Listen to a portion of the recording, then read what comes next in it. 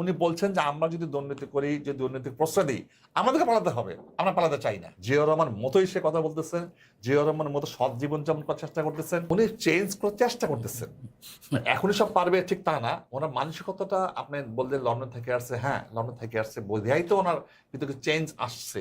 জিয়া পরিবার আপনি পরীক্ষিত পরিবার, আমি বলছি না আমি বিএনপি করে বলে জিয়া পরিবারকে গুণ গাচ্ছি না, গুণ গাওয়ার মতো কাজ তাদের আছে। আপনি হয়তো খেয়াল করছেন উনি যখন 25 তারিখে বাংলাদেশে নামলেন, লক্ষ লক্ষ লোক রাস্তায় ছিল। আমি দুইটা বিষয়ে কথা বলবো শুধু। রাস্তায় ছিল লক্ষ লক্ষ লোক, ওনার স্পটে 300 ফিটে ছিল প্রায় 34-40 লোক ছিল, আমরা ছিলাম। উনি চেয়ার থেকে বসলেন না, একটা ভালো চেয়ার ওনার রাখা হয়েছিল ওখানে, উনি চেয়ার সরাই দিয়েছে কিন্তু ওখান থেকে, সব প্লাস্টিকের চেয়ারে বসছে। সবাই ছিল ভালো গদিওয়ালা চেয়ারে, উনি কিন্তু প্লাস্টিকের চেয়ারে বসছেন। এটা পরিবর্তনের একটা ছোট্ট লক্ষণ। দেন কিছুক্ষণ পরেই উনি সিঁড়ি থেকে নামে যখন, আপনারা হয়তো খেয়াল করছেন পরে, ওনার পকেটে কি একটা জিনিস বের করে একজন হাতে দেয়। কেউ খেয়াল করে, আমরা দেখছি ক্যামেরাতে, তখন মনে হয় না কি দিল, কেউ তো বুঝতে পারলো না। তখন জুম করে দেখানো হলো টিস্যু পেপার টিস্যু পেপার সে তার পিএসকে হাতে দিল। উনি আবার পকেটে রাখলেন, উনি ফেলে দিলেন না। অথচ 300 ফিটে প্রচুর জঙ্গল ছিল বা আবর্জনা ছিল, ফেলতে পারতেন। উনি চেঞ্জ করার চেষ্টা করতেছেন। এখনই সব পারবে ঠিক তা না, ওনার মানসিকতাটা আপনি বললেন লন্ডন থেকে আসছে, হ্যাঁ লন্ডন থেকে আসছে, বোঝাই তো ওনার ভিতরে চেঞ্জ আসছে। এবং এই চেঞ্জগুলো বাস্তবে রূপ দেওয়ার জন্য তার হেল্প দরকার হবে।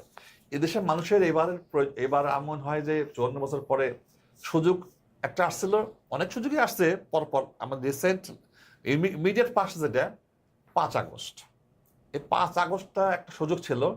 দেশের মানুষ মনে করেছিল যে এইবার আমরা একটা সুযোগ পেয়ে গেলাম দেশটা ভালো করার জন্য, ভালো হয়ে যাবে সবকিছু। তাই তো বালা খুলে, আংটি খুলে, কানের দুল খুলে, চেন খুলে বন্যার সময় তাকে সাহায্য করা হয়েছিল, এনসিপিকে বা ওই সময় বৈষম্যবিরোধী আন্দোলনকে সাহায্য করা হয়েছিল ওই ছেলেপেলেদেরকে। কোথায় গেল? সেই প্রথম ধাক্কাতেই মানুষের মধ্যে ধাক্কা লেগে গেল। তারপরে ধাক্কা প্রতিনিয়ত জানেনি সব দেশে কি হয়ে গেছে, কি করছেন তারা, কোত্থেকে হয়ে গেল। এখানে মানুষের আশা আর নাই, ভেঙে গেল, চুরমার হয়ে গেছে আশা। এদেশের আর কারোর উপর আশা নেই আর। জিয়া পরিবার আপনি পরীক্ষিত পরিবার, আমি বলছি না আমি বিএনপি করে বলে জিয়া পরিবারকে গুণ গাচ্ছি না, গুণ গাওয়ার মতো কাজ তাদের আছে। গুণ গাওয়ার মধ্যে যথেষ্ট কাজ আছে। জিয়াউর রহমান তার আত্মীয়কে অ্যালাউ করতো না, জিয়াউর রহমান তার বাড়িতে ডাল ভাত ছোট মাছ খাইতো। অনেক লেখক লিখে গেছে, এখানে অনেক বই লেগে গেছে। জিয়াউর রহমানের চলাফেরার মধ্যে সিম্পলিটি ছিল। জিয়াউর রহমান মারা যাওয়ার পরে বেগম খালেদা জিয়া উনি সাক্ষাৎকার দিয়েছেন যে আমার বাবার বড় বড় প্যান্ট কাইটে কাইটে ছোট প্যান্ট বানায় বানায় জিয়া তারেক আর কোকোকে বানিয়ে দিচ্ছে। এগুলো এটা বাস্তব কথা, এগুলো এ কথা মিথ্যা না। এই কথাটা বোঝার সাথে জিয়াউর রহমান ভালো ছিলেন, দেশ চালাচ্ছেন ভালো, তাই আমরা ওই জিয়াউর রহমান 3.5 বছরের ইতিহাসটা দেশের মানুষ মনে বলতে পারেনি, আজও বলতে পারেনি। তারপর খালেদা জিয়া আপসীনের নেতৃত্ব, তারও মানে কোনো দুর্নীতি করেন নাই এবং মেয়েদের জন্য লেখাপড়ার সুযোগ সৃষ্টি করে দিয়েছেন, সব আরো অনেক কিছু করেছেন। এগুলো সময়ের ব্যাপার বলতে গেলে। তাই খবর আজকে আসছে ওই সুযোগটা সেকেন্ড টাইম তৈরি হয়েছে, যা 5ই আগস্টটা মিস করেছে আমরা। 5 আগস্টের পরে আমরা এদেশের মানুষ মিস করে এখন ওনারা এনসিপি করছে, এনসিপি নেত্রীরাই বলতেছে আমরা যদি আগে জানতাম যে জামাত হয়ে যাবে এনসিপি, আমরা দলই এটা করতামই না। আমরা জানতাম না যে এটা জামাতের একটা অঙ্গ সংগঠন, আমরা জানতাম না জামাতের তৈরি। এখন অনেক কথাকে এনসিপি 20-30 জন ছেলে মেয়ে বের হয়ে গেছে দল থেকে, তারা এই কথা বলতেছে। তো এনসিপি তো জামাতই আসলে। আমরাও অনুমান করতেছি ওই সময় হ্যাঁ, কারণ বিভিন্ন রকমের উপকরণ ছিল বিশেষ করার মতো। তো সেটাখান থেকে বের হয়ে সেটাও আমাদের শেষ, বাংলাদেশের মানুষের আশা কিন্তু ওখানেও শেষ হয়ে গেল। এখন সর্বশেষ আশা হলো তারেক সাহেব এদেশের মানুষের হাল ধরে দেশকে গণতান্ত্রিক ধারায় দেশেও দেশ, বাংলাদেশ হবে, এই জিনিসটাকে প্রমাণ করার জন্য আর নেতা নাই, দল নাই। যে দলগুলো আছে তারা বিভিন্ন রকম মুখোশ পরে আছে বলতে গেলে, কিন্তু তারেক সাহেবের কাছে মুখোশ নেই এখন, পরিষ্কার। উনি একদম মাটি মানুষের সাথে মিশে যাচ্ছেন, জিয়াউর রহমান মতোই সে কথা বলতেছেন, জিয়াউর রহমানের মতো সৎ জীবন যাপন করার চেষ্টা করতেছেন। ওনার যে কথা বলতেছেন উনি করবেন। উনি বলছেন যে আমরা যদি দুর্নীতি করি, যদি দুর্নীতির প্রশ্রয় দিই, আমাদেরকে পালাতে হবে, আমরা পালাতে চাই না, আমরা পালাবো চাই না, প্রশ্নই ওঠে না পালাতে।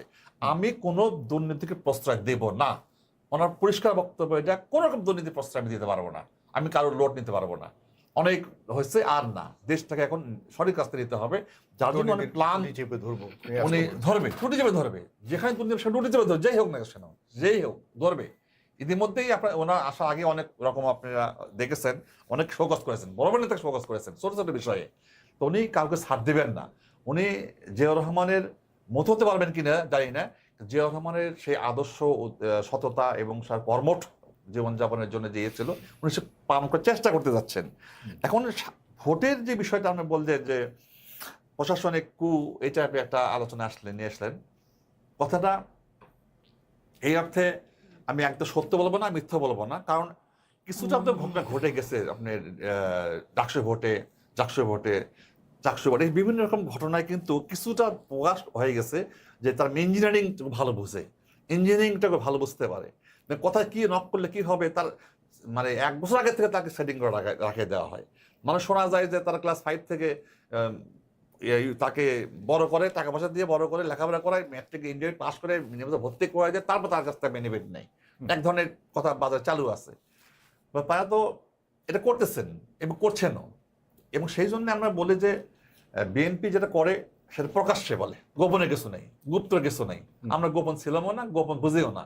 এবং এই যে গোপন থাকার বিষয়টা ওনারা যে শিখে এলো, এখন তো আমাদের বুঝতে সমস্যা হচ্ছে যে কোনটা আওয়ামী লীগ আর কোনটা জামাত, কোনটা শিবির আর কোনটা ছাত্রলীগ, এর বোঝাই তো সমস্যা হয়ে গেছে আমাদের দেশের মানুষের কাছে। আমার সামনে যে ভোট বলছেন যে প্রশাসনিক কু, এই বিষয়ে এই প্রশাসনিক কু যেটা বলছেন, এই জন্য মিথ্যা বলবো না, সব সেট আপ জামাতের আছে। আমি কারো নির্দিষ্ট বলতে চাই না, প্রশাসনের মধ্যে ব্যাপক জামাতের একটা অবস্থান হয়ে আছে। এই প্রশাসনিক অবস্থান যদি তারা কোন রকম ধরনের 2 নম্বরই করে আর অন্য কোন চিন্তা করে, রেজাল্টের হেরফের করে, তাহলে কিন্তু দেশের মধ্যে বিশৃঙ্খলা সৃষ্টি হতে সময় লাগবে না। কারণ ওনারা যে কথা বলছে যে আপনারা কিন্তু একদম ফজর নামাজ পড়েই যে মাঠে বসে থাকবেন এবং বসে থেকে ওখানে ভোট দিবেন, শেষ না হওয়া পর্যন্ত আসবেন না, ভালো কথা।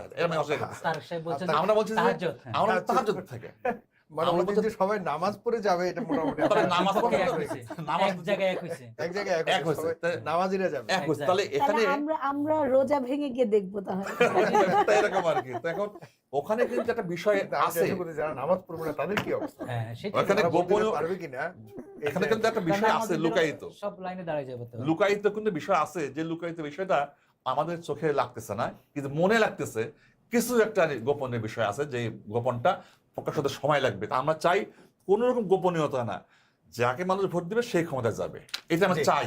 আপনাকে ধন্যবাদ। 30 সেকেন্ড বলতে চাচ্ছি যে আমরা কিন্তু এই যে রাকসু ইলেকশন নিয়ে আমরা যে কথা বলতেছি, এই নেগেটিভলি কথা বললে হয় কি, যেখানে যারা ভোটে অংশগ্রহণ করছে এই মেধাবী ছাত্ররা, এরা কষ্ট পাবে। আর এটাকে যদি আপনি আমলে না নেন, এটা তো জাতীয় নির্বাচনের ভোটার, তো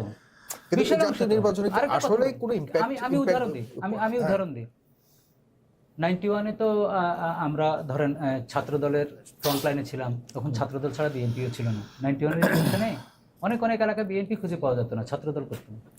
ঢাকা বিশ্ববিদ্যালয় সহ বিভিন্ন বিশ্ববিদ্যালয় তখন ছাত্রদল সংসদে, যখন গাড়িতে করে, মাইক্রোতে করে, বাসে করে এই বিশ্ববিদ্যালয়গুলোর থেকে ব্যানার আর পেস্টুন নিয়ে যখন এলাকায় ঢুকতো, বিশ্ববিদ্যালয়ের ছেলেগুলোই তো অপিনিয়ন ফর্ম করে গ্রামে। এটাকে আপনি যদি রংলি অ্যাড্রেস করেন, এটা ডিজাস্টার হবে। এটা রাইটলি অ্যাড্রেস করতে হবে, আমলে নিতে হবে। যে বলছে গবেষণার বিষয়, মির্জা ফখরুল ভালো একটা কথা বলছে যে এটা কিন্তু গবেষণার বিষয়, গবেষণা করতে হবে, কেন ওদের দিকে ঠেকছে।